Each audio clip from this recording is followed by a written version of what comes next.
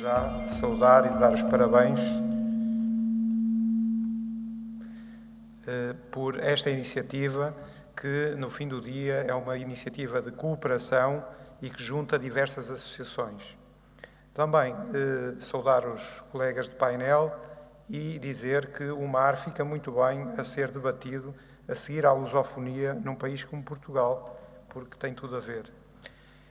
Neste contexto, a PwC tem um programa de responsabilidade social e, como sabem, é uma firma ligada a números, ligada a finanças, e acha que o contributo que pode dar para a discussão é entregar números à sociedade.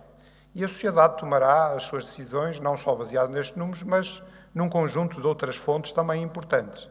Portanto, nós autorresponsabilizamos em todos os anos emitir uma coisa que se chama barómetro, ou Leme Barómetro PwC da Economia do Mar, e que basicamente tem números, despido de orientações, apenas registamos e condensamos os resultados de um questionário que fazemos sempre a personalidades ligadas ao mar e sobre um tema específico. No ano corrente, o tema específico foi a salvaguarda da vida humana no mar e no próximo Leme será o ambiente.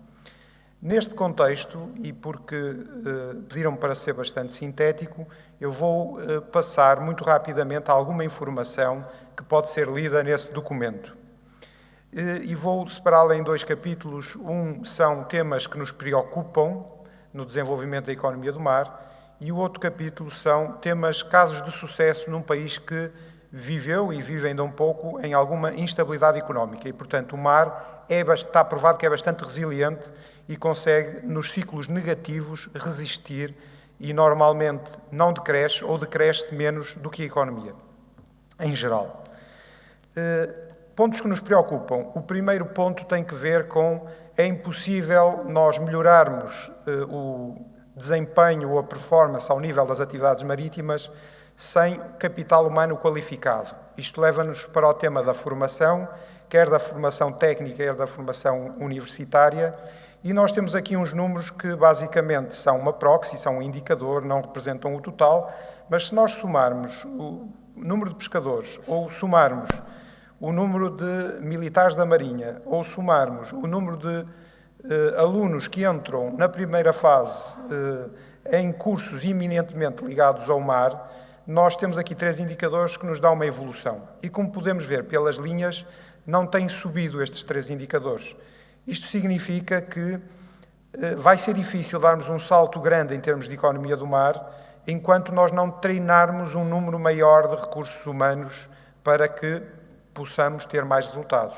E como treinar, formar pessoas é algo que leva tempo, enquanto isto se mantiver assim, nós temos um atraso de alguns 5 a 10 anos para conseguirmos ter mais capital humano para termos mais resultados.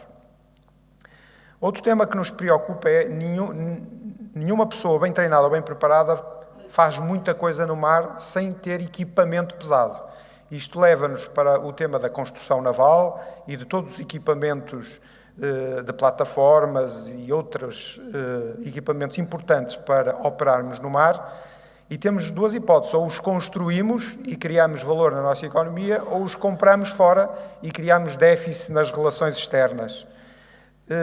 Como podem ver pelos números, e aqui haveria muito para falar, e temos aqui alguém que percebe mais de construção naval do que eu, se calhar dará também umas notas.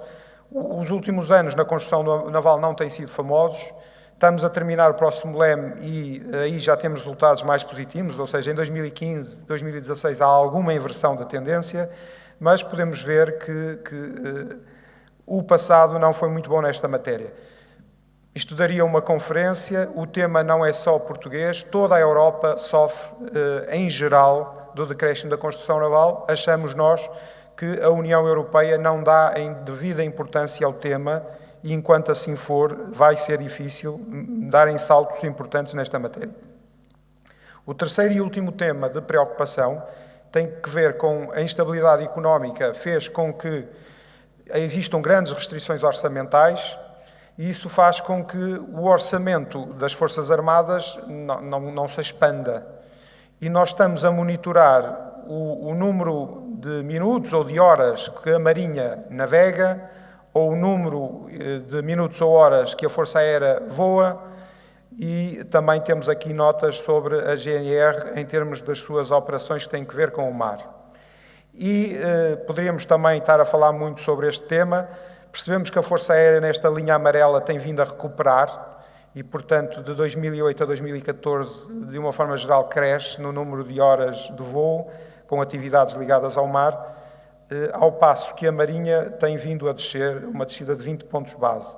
Isto há várias explicações, também a digitalização das Forças Armadas, ou seja, o poder da informação e comunicação faz com que, se calhar, se consiga ter o mesmo desempenho não estando na água, mas é um indicador que nos preocupa passarmos menos tempo na água em termos de Forças Armadas a navegar. Outra nota importante, entrando agora na secção de bons resultados num cenário de um país em alguma dificuldade económica, temos a fileira alimentar do mar, que tem sido um caso de sucesso em termos de exportações, principalmente ancorados pelas conservas, que desde o ano 2009, como podem ver, tudo o que é fileira alimentar do mar, exportações, a linha amarela diz que cresceu desde 2009 um total de 60 pontos base, o que é um resultado extraordinário num cenário de crise. Saltando para o turismo e o desporto, também existem vários casos de sucesso, nomeadamente no que diz respeito aos cruzeiros, que, como vocês sentem aqui em Lisboa, cada vez trazem mais cruzeiristas. O mesmo acontece na Madeira e também na cidade do Porto. Uma nota também importante, e terminando aqui as notas muito positivas acerca da realidade portuguesa, é o desempenho dos portos, e podem ver que o movimento anual de contentores, desde 2008, cresceu quase 80 pontos base, o que também num cenário de crise é um resultado muito animador. Terminaria dizendo duas notas. Uma é que o nosso leme evoluiu e o ano passado já conseguimos entregar à sociedade um leme mundo, dentro do nosso objetivo de estar em Portugal, o nosso centro de excelência sobre as matérias do mar. Existe muita informação na internet sobre o que se passa em Portugal e no mundo, e já temos informação sobre o Brasil também compilada e apresentada publicamente, e vamos fazer isso país a país. Dizer só que, por estas cores e por este mapa da economia do mar do mundo, se percebe que a China é número 1 na construção naval, na carga em porto, na pesca, na aquacultura, é número 2 na detenção de navios de comércio e é número 2 na detenção de uma marinha militar. E se olharmos para a predominância das cores do lado leste do mundo, vemos que a fileira alimentar do mar é uma realidade controlada pela Ásia, e no caso do nosso lago Atlântico, somos eminentemente importadores de fileira alimentar do mar de outras regiões, sendo que também pescamos, mas se tivermos em linha de conta que a aquacultura na China representa à volta de 60% da aquacultura mundial, vemos a desproporção de realidades. Isto é preocupante na medida em que, em todos os países, o ambiente e o social não é tratado da mesma forma, e, na nossa perspectiva, há uma espécie de dumping ambiental e social que, se não for cuidado, poderá ser um problema em termos de desenvolvimento harmonioso do mundo, algo que nós consideramos que deve ser rapidamente corrigido. Por último, e dado que estamos aqui numa reunião de associações e de cooperação, dizer que na economia do mar, à semelhança de outros setores da economia, em Portugal, cooperar não é fácil.